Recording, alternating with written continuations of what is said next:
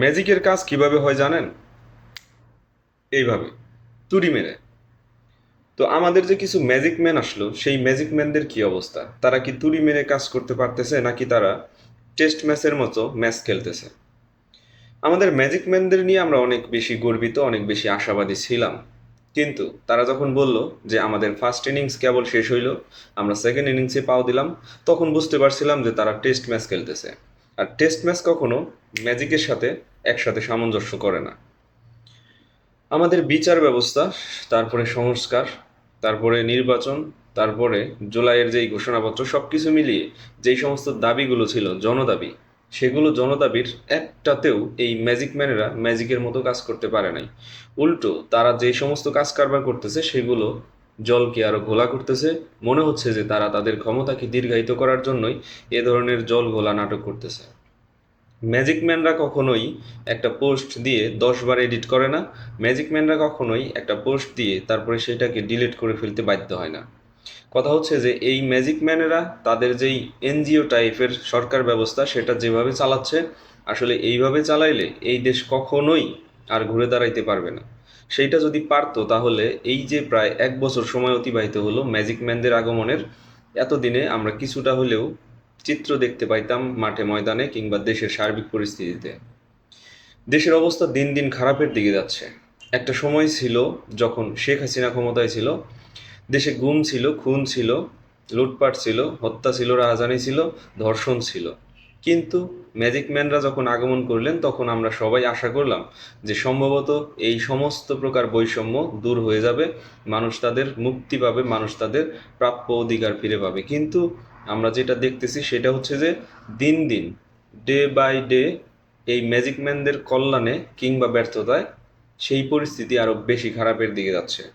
খুন বেড়ে গেছে, যেইটা বিগত সরকারের আমলের চেয়েও অনেক বেশি হারে। লুটতরাজ, ডাকাতি, ছিনতাই, ধর্ষণ, সব কিছু বাড়ন্ত।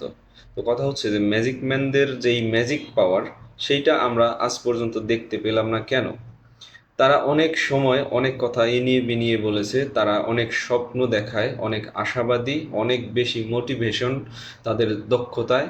কিন্তু বাস্তবতা হচ্ছে যে তাদের মুখের কথার বাইরে আসলে মাঠে ময়দানে তেমন কোনো ইফেক্টই তারা আজ পর্যন্ত ফেলতে পারেনি। একটা বছর কম সময় না। ম্যাজিক ম্যানদের তো একটা বছর সময় নেওয়ার কথাই ছিল না। এই দেশের বিচার সংস্কার করে, এই দেশের সার্বিক যেই শৃঙ্খলা, আইন আইন কাঠামো, প্রশাসন, সব কিছু সংস্কার করে তারপরে দেশকে একটা স্টেবল কন্ডিশনে নিয়ে যাওয়ার জন্য যেই সরকার 1 বছরের বেশি সময় পাচ্ছে, সেই সরকার কেন এখন পর্যন্ত সফল হচ্ছে না বা হলো না, সেইটা আসলেই প্রশ্নের বিষয়। এখন আর এইটাকে ইমোশনাল দৃষ্টিভঙ্গি থেকে দেখার কোনো উপায় নেই। এখন এইটাকে বাস্তবতার দৃষ্টি দিয়েই দেখতে হবে, এবং কেন এটা হচ্ছে না এবং এদের দক্ষতা আসলে কতটুকু, সেটা এখন কিন্তু বিবেচনা করতে হবে। আজকে যেই সমস্ত শিশুরা মাইলস্টোনে পুড়ে গেল, সেই সমস্ত শিশুদের যেই সহপাঠীরা আছে, তাদের পরীক্ষা স্থগিত করার ক্ষেত্রেও এই সরকার কিন্তু ব্যর্থতা দেখাইছে। আন্দোলন করে তারপরে সেই পরীক্ষা স্থগিত করাতে হয়েছে। তারা ফেসবুকে অর্থ সাহায্য চেয়ে দেশবাসীর কাছে তাদের বিকাশ নাম্বার শেয়ার করেছিল। এইটা এক ধরনের মশকরা, এক ধরনের, কি বলে এইটাকে, মানে নির্মমতা। যে সরকার এত শর্ট টাইমে, সরকারের তহবিল কি শেষ, শূন্য হয়ে গেছে, তারা বিভিন্ন খাতে দেখতেছি যে কোটি কোটি টাকা ব্যয় করতেছে। তারা শুধুমাত্র এই যে সংস্কার কমিশন করছে না, এই সংস্কার কমিশনের চা নাস্তার বিল যে পরিমাণ দিছে, আপনার সালাউদ্দিন সাহেব তো বলছেন যে আমরা শুধু চা নাস্তা খাচ্ছি, এইটাই সময় ব্যয় করতেছি, বাট কোনো গঠনমূলক কোনো উন্নতি আমরা এখন পর্যন্ত দেখতেছি না। তো কথা হচ্ছে যে তারা চা নাস্তার যে খাইয়া যে শেষ করতেছে টাকা, এই টাকাও যদি এই শিশুদের মানে চিকিৎসায় ব্যবহার হইতো, সেটাও কিন্তু মানে অনেকটা উপকার আসতো। তো কথা হইতেছে যে এই যে মুরিড টিন, 1966 সালে নির্মিত বিমান, যুদ্ধের বিমান, সেইটা দিয়ে দিয়ে ট্রেনিং, তারপরে লোকালয়ের উপরে বিমান, তারপরে প্রশিক্ষণ, এই যে সমস্ত কিছু অসঙ্গতি, এই সমস্ত অসঙ্গতির দায়ভার আসলে কার, কাদের? যারা ম্যাজিক ম্যান তারা তুড়ি দিয়ে সব কিছু সমাধান করে ফেলার উচিত। কিন্তু তারা মুখে বলে যে আমরা সব কিছু করে ফেলবো, কিন্তু তাদের কার্যকলাপ, বডি ল্যাঙ্গুয়েজ, হাঁটার স্টাইল সব কিছু দেখে মনে হয় যে তারা অনন্তকাল ধরে এগুলো করার স্বপ্ন নিয়ে তারপরে বসে আছে।